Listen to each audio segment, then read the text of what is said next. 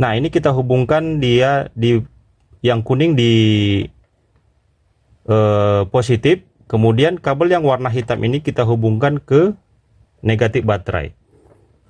Oke, agak ribet ya. Sehingga dia membaca nilai baterai ini di 1,50 seperti itu kawan-kawan. Dia bisa baca.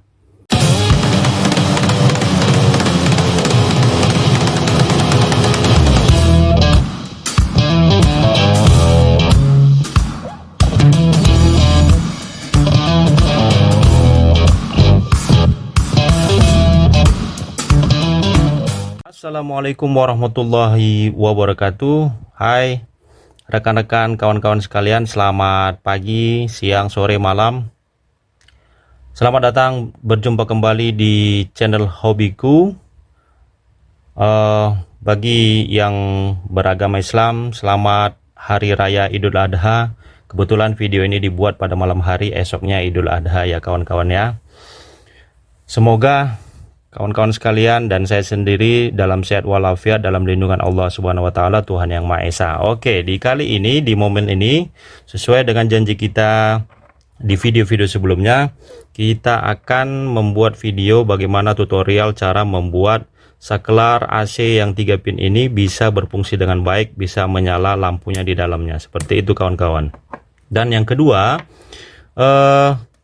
mengenai voltmeter digital ini, bagaimana cara bisa dia membuat atau membaca voltase yang minimum dari 1,2 volt sampai yang batas maksimum, karena aslinya voltmeter digital ini hanya bisa membaca di kisaran minimum 3, sekian volt seperti itu kawan-kawan.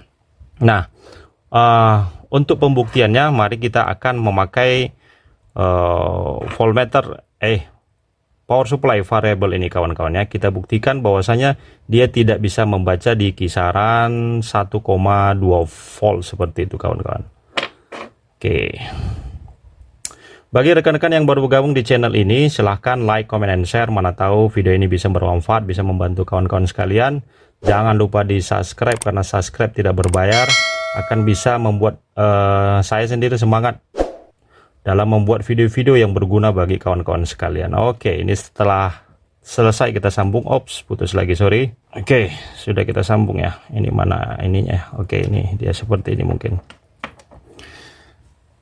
Nah, sekarang kita coba colokin dulu ya arus AC-nya.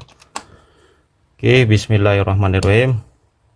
Nah, dia di kisaran 1,2 volt, dia tidak bisa baca ya. Kita naikin tegangannya, kita naikin ini ya, lihat kawan-kawan ya, kita naikin tegangannya.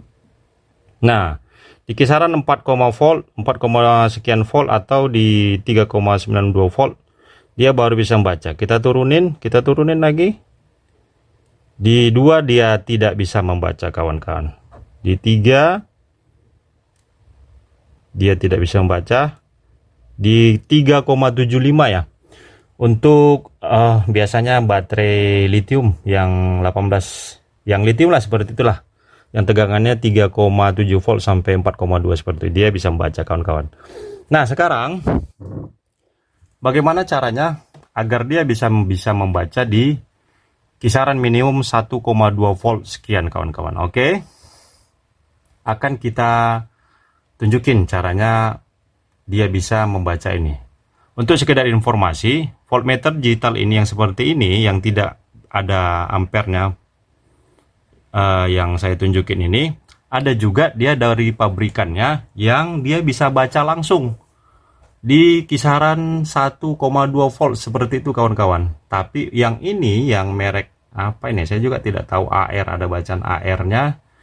Dia hanya bisa membaca di kisaran 3,75 volt sampai batas maksimumnya kawan-kawan. Oke, tanpa berbasa-basi kita akan tunjukin caranya agar dia bisa membaca di 1,2 volt. Let's check it out videonya. Oke, ini dia kawan-kawan. Rekan-rekan sekalian, kita dekatin ke kameranya ya. Ini dia. Di sini ada kabel untuk dia baca positif dan ini negatif. Nah, di sejajaran kabel yang positif ini, yang kabel merah ini, ada dia sambungan ke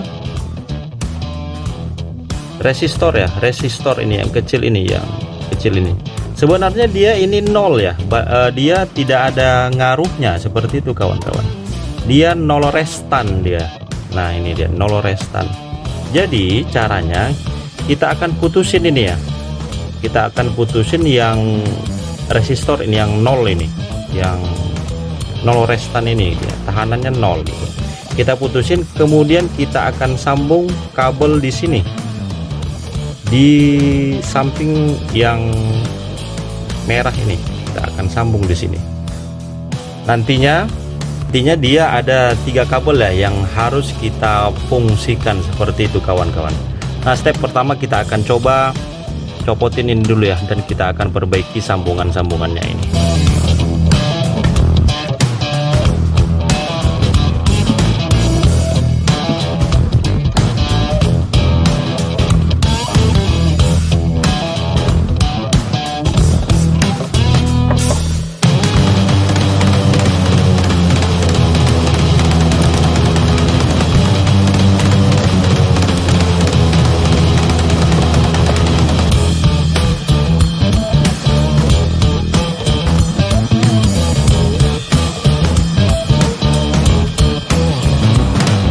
Oke kawan-kawan, sudah kita putusin ya, ini nampak ya. Nah ini dia sudah kita putuskan sambungan dari resistor yang nol restan tadi. Sekarang kita akan pasangkan kembali kabelnya.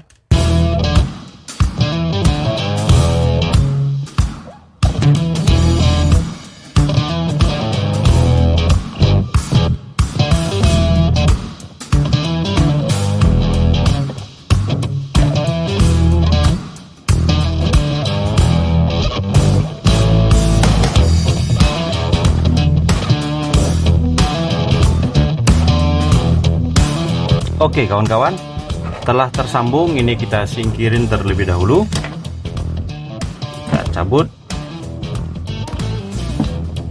kita singkirkan dulu. Nah sekarang kita akan buktikan, akan kita coba apakah dia bisa memang membaca di kisaran 1, sekian volt seperti itu kawan-kawan. Ini kita sambungin terlebih dahulu ya, ini kita sambung positif ke positif, negatif ke negatif.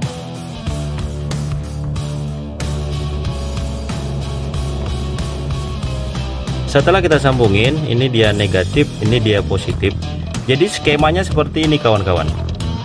Karena kita sudah putusin tadi restan yang nol itu, kemudian kita buat di sini dia kabel pembacanya, sehingga fungsi dari voltmeter digital ini berbeda fungsinya dengan yang tadi. Yang tadi dia membaca arus dari sini, nah yang sekarang dia menerima arus dari sini, dari power supply ini untuk menghidupkan voltmeter ini, sehingga dia satuannya di sini. Nah satuannya di sini 0,01, dia tidak membaca lagi arus dari sini seperti itu kawan. Dia menjadi seperti multitester ya, seperti pembaca tegangan, contohnya seperti ini kawan-kawan. Nah ini kita hubungkan dia di yang kuning di positif, kemudian kabel yang warna hitam ini kita hubungkan ke negatif baterai. Oke agak ribet ya, sehingga dia membaca nilai baterai ini di 1,50 seperti itu kawan-kawan. Dia bisa baca 1,50 volt. Nah kita coba lagi baterai yang lain. Ini ada baterai usang ya, dia bisa baca atau tidak. Nah ini baterai yang kecil. Nah ini beda lagi tegangannya, di 1,1617 volt seperti itu kawan-kawan. Jadi dia fungsinya kabel kuning ini untuk membaca arus yang dikasih tegangannya kemari seperti itu dia. Kita coba lagi baterai lithium ini ya. Nah ini yang baterai besar. Baterai lithium ini dia baca di 3,10 3,9 seperti itu kawan-kawan. Nah, jadi singkat penjelasannya, layaknya power supply ini, untuk menghidupkan ini saya membutuhkan tegangan kemari. Kemudian kabel yang kuningnya yang sebelah warna merah ini saya hubungkan ke output step down yang positif, kutub output yang positif, seperti itu kawan-kawan. Sedangkan kabel yang merahnya, kabel yang hitamnya, selain dari menerima arus dari power supply ini, saya hubungkan dia ke outputnya ini. Nah, ini keluarannya nih sekarang, seperti itu kawan-kawan. Mudah-mudahan kawan-kawan di rumah paham lah ya maksud yang saya terangkan. Memang agak ribet ya menerangkannya kalau tidak langsung diinikan ya, seperti pembuatan power supply ini. Kira-kira seperti itulah kawan-kawan. Mudah-mudahan kawan-kawan bisa mengcracknya ya. Mana tahu sudah terlanjur membeli seperti ini, seperti yang saya beli ini, yang dulunya itu dia tidak bisa membaca di arus minimum di 1, sekian volt, sudah akan bisa membaca seperti itu kawan-kawan. Baik kawan-kawan, ini kita matikan dulu, kemudian kita bergeser ke yang ini, yang kedua, cara menghidupkan ini. Ya, ini simple lah ya. Bagi kawan-kawan yang sudah lama di bidang elektronik sudah paham. Tapi mana tahu ada kawan-kawan kita yang baru menggeluti bidang elektronik dan belum paham, kita akan membuat tutorialnya ya. Oke, singkat penjelasannya seperti ini kawan-kawan, teorinya. Yang kuning ini adalah kabel untuk menghidupkan lampu indikator di dalamnya. Kemudian anggaplah ini kabel pin nomor 3, ini pin nomor 1, pin nomor 2, pin nomor 3. Pin nomor 3 yang ini, yang warna kuning ini, dia agak kekuningan, dan yang dua ini putih. Ini untuk menghidupkan lampu indikator ini. Sedangkan pin 1 dia menerima output dari arus AC, dan yang kuning ini juga menerima output dari arus AC. Terus yang pin nomor 2 dia mengeluarkan atau switch dari sini ya, mengeluarkan arus AC itu dibarengi dengan juga kabel di warna kuning ini, seperti itu kawan-kawan. Teorinya seperti itu. Nah, prakteknya kita akan menghidupkan ini ya. Nah, kipas saya ini saya dapat dari saudara kemarin gitu. Dia tidak pakai, saya ambil, dan posisinya dia ini tidak bisa hidup. Kita buktikan ya.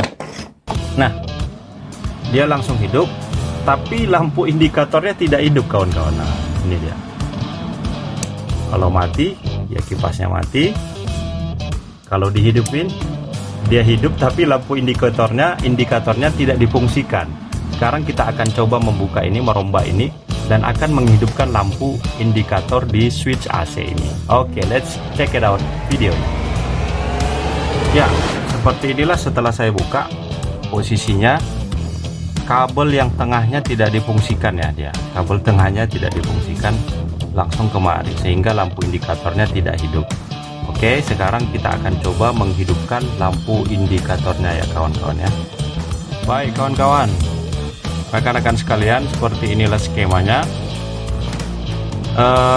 Yang tadinya tidak difungsikan, yang pin nomor 2 pin nomor 2 ya, sekarang sudah kita fungsikan ya. Skemanya seperti ini. Arus input output input lah kita bilang ya, dari arus AC ini kita hubungkan ke pin 1, kemudian ke pin 3, seperti itu, pin 3 dia. Nah, untuk ketegangan ke kipas ini kita hubungkan ke pin 2 dan pin 3, seperti itu kawan-kawan. Ingat ya, ke beban ke kipas ini dari pin 2 ke pin 3 kita sambungkan juga dia kemarin.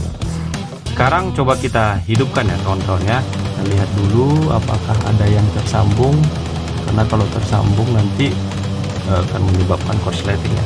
Oke, sekarang coba kita colokin ya arus dari AC. Yuk kita colokin. kemudian kita pencet saklar ya. Bismillah. Dia hidup ya, kipasnya hidup,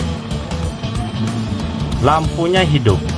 Jadi lampu indikatornya itu hidup kawan-kawan. Jadi mengisyaratkan, memberitahu bahwa listrik memang lagi berlangsung ya, mengalir ke mari seperti itu.